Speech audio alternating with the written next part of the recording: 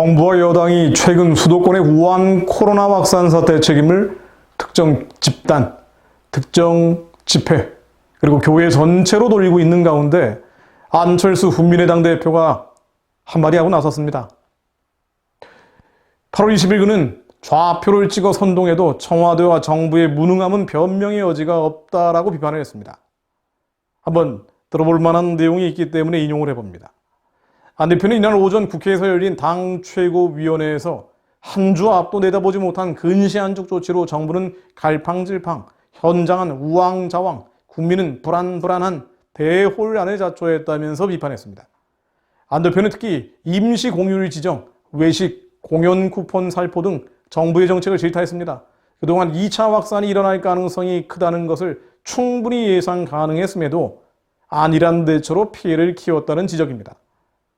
안 대표는 전문가들이 2차 대유행을 거듭 경고했음에도 불구하고 대통령과 정부는 치적 홍보에 급급해서 코로나 앞에 의료진과 국민들을 무장해제시킨 것이라고 말했습니다.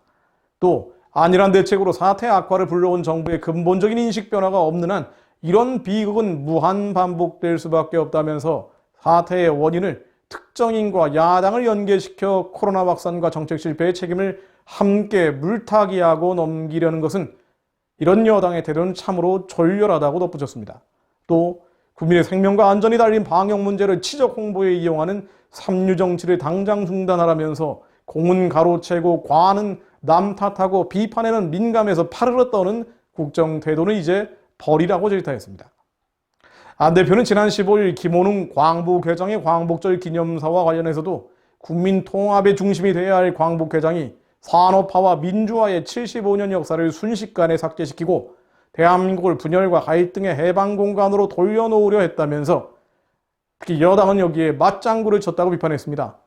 또 청와대와 여당은 광복회자 발언에 어떤 생각을 갖고 있냐라고 물었습니다. 또 더불어민주당 당권주자인 이낙연 의원을 겨냥해서 그 정도 발언을 할 수 있다는 여당 차기 주자의 생각이 여권 전체의 생각이냐라고 되물었습니다.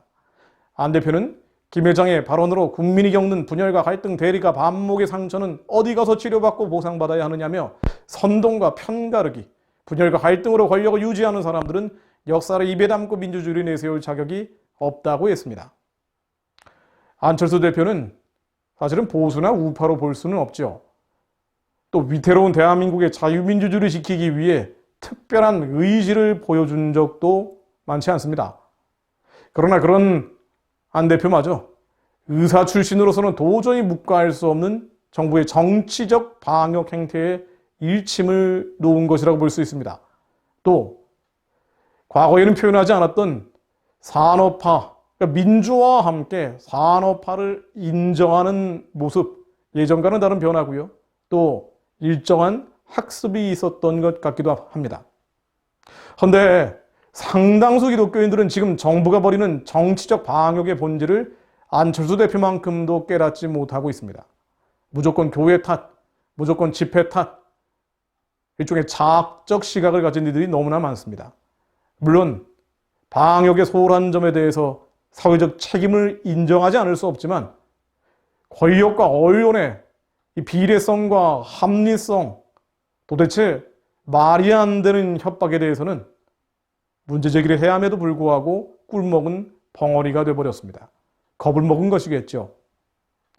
한국의 기독교인들이 이런 미혹과 거짓과 선동에서 깨어나야 합니다. 안철수 대표 정도도 깨어나지 못하고 있는 한국의 상당수 교회, 상당수 기독교인들, 이제는 어떤 일들이 벌어지고 있는지 분별해야 합니다. 합리성과 비례성을 벗어난 부당한 교회의 압박 앞에서 무엇이 문제인지 분별할 수 있어야 합니다.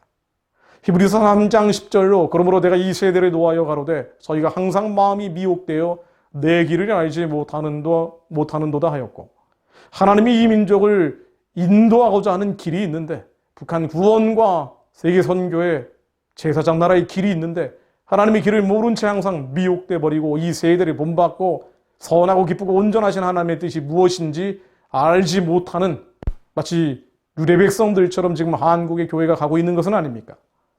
그러므로 하나님이 노하고 계신 것은 아닌가요?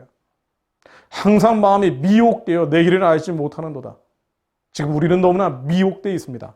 베드로후서 3장 17절로 그러므로 사랑하는 자들아 너희가 이것을 미리 알았은즉 무법한 자들의 미혹에 이끌려 너희 굳센 데서 떨어질까 삼가라.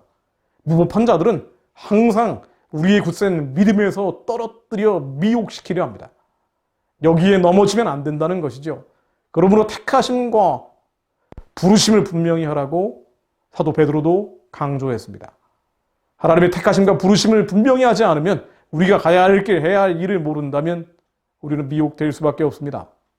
주님께서 우리에게 주시는 선하고 기쁘고 온전하신 뜻이 무엇인지 분별하고 세상에서 나오는 권력과 언론의 부당한 압박과 잘못된 선동에서 벗어나서 미혹되지 않을 수 있도록 잠들어 있고 취해 있는 한국의 그리스도인들이 깨어날 수 있도록 이제는 무슨 일이 벌어지는지 분별할 수 있도록 더 기도해야겠습니다.